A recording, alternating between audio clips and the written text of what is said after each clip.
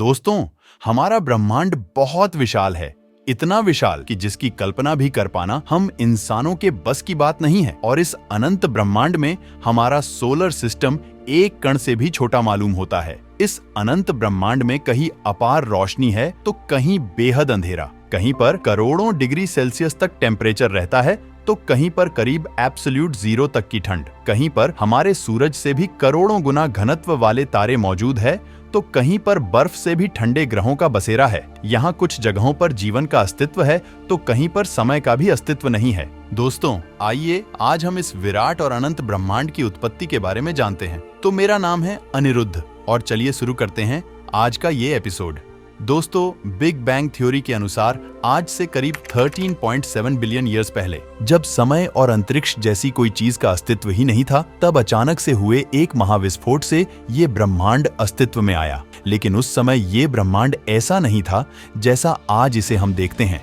अपने जन्म के समय ये ब्रह्मांड परमाणु से भी छोटे छोटे कण के रूप में था। यह विस्फोट एक अत्यधिक डेंस और बहुत ज्यादा गर्म धूल से भी छोटे कण में हुआ। इस विस्फोट के कारण इसमें सिमटा हुआ हर एक कण फैलता गया, जिसके फलस्वरूप इस विशाल ब्रह्मांड की रचना हुई।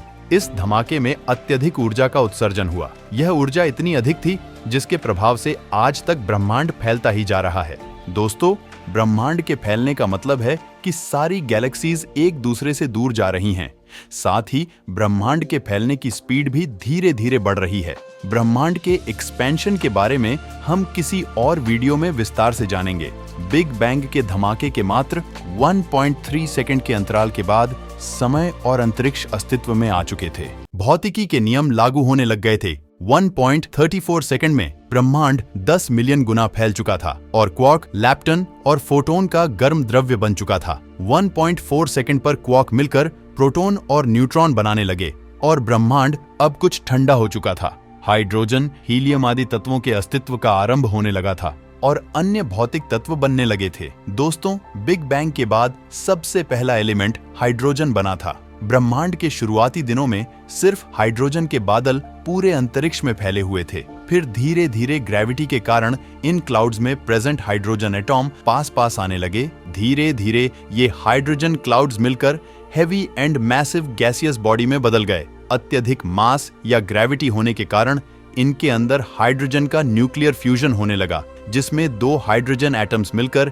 एक हीलियम एटम का निर्माण करने लगे। और ऐसे ही धीरे धीरे समय के साथ हेवी एलिमेंट्स जैसे आयरन, कॉपर आदि भी बनने लगे। न्यूक्लियर फ्यूजन होने के कारण इन गैसियस बॉडीज में बहुत ज्यादा एनर्जी रिलीज होने लगी, जो प्रकाश के रूप में बाहर आने लगी। इन्हीं गैसियस बॉडीज को आज हम स्टार्स के नाम से जानते हैं। ब्रह्मांड के शुरुआती दौर में बनने वाले इन स्टार्स को फर्स्ट जनरेशन स्टार कहा गया। दोस्तों, अभी तक पृथ्वी और मंगल जैसे रॉकी प्लैनेट्स का कोई अस्तित्व नहीं था, क्योंकि जो हेवी एलिमेंट्स बने थे वो स्टार्स के अंदर ही सिमटे थे। अरबों सालों का अपना जीवन काल पूरा करने के बाद इन फर्स्ट जनरेशन स्टार्स का अंत एक विस्फोट के साथ हुआ, जिसे साइंटिफिक भाषा में सुपरनोवा कहते हैं। स्टार्स में हुए इन विस्फोट के कारण उनमें मौजूद हेवी एलिमेंट्स ब्रह्मांड में हर तरफ फैल गए।